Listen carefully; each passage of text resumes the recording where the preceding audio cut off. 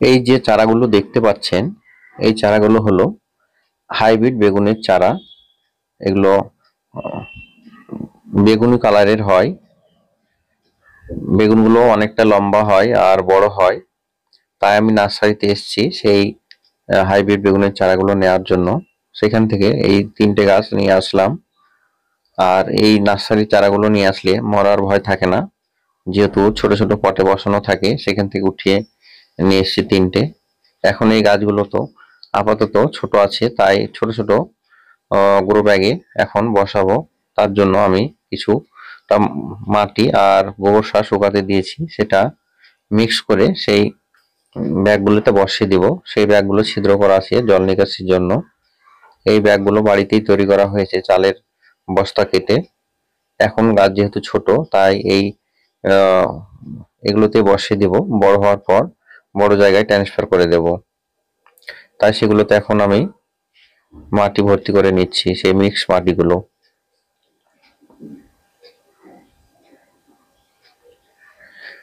দুটো বড় ব্যাগ আছে আর একটা প্লাস্টিকের জার আছে, সেটা কেটে কেটে নেওয়া হয়েছিল। সেই জারটাতে মাটি ভর্তি করে দিলাম। এখন কিছুটা খালি করে ভর্তি করছি।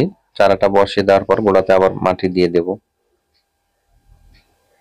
মাটিগুলো দেখছেন কিরকম ঝুরঝুরে, এরকম ঝুরঝুরে রাখতে হবে, না হলে জল নিকাশি ব্যবস্থা ঠিক না হলে গাছের গোড়া পচে মারা যাওয়ার ভয় থাকে। এখন সে 3টি চারা সেই 3টি ব্যাগে মিডিল বরাবর বসিয়ে দিচ্ছি।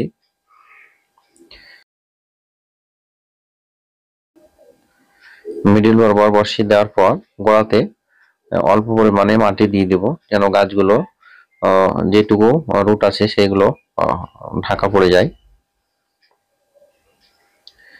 এখন অল্প অল্প পরিমাণে সেই মাটি গোড়ায় দিয়ে দিচ্ছি। আপনারা চাইলে এই গাছগুলো বাগানে যদি মাটি থাকে সেক্ষেত্রে মাটি তো ডাইরেক্ট বসিয়ে দিতে পারেন, সেক্ষেত্রেও গাছগুলো গ্রোথ ভালো হবে আশা করি। তো আমি এখন আপাতত এই ব্যাগে বসিয়ে দিচ্ছি।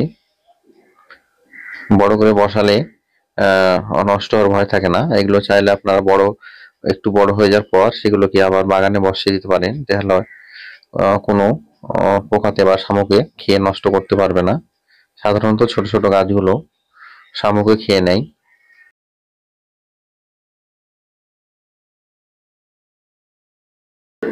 দুটোতে মাটি দেওয়া হয়ে গেছে, এখন এই প্লাস্টিকের জারটাতেও মাটি দিয়ে দেব।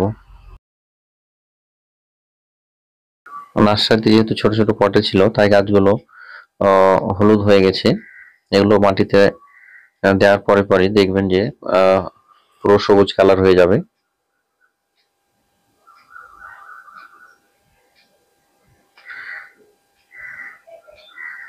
আর এই গাছ লাগানোর পরে মাটি যেহেতু মোটামুটি রসালো আছে, সেক্ষেত্রে অতিরিক্ত জল দেওয়া যাবে না।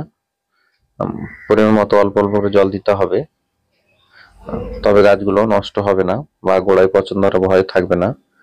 এখন 2-1 দিন হালকা ছায়াযুক্ত জায়গায় গাছগুলো রেখে দিতে হবে।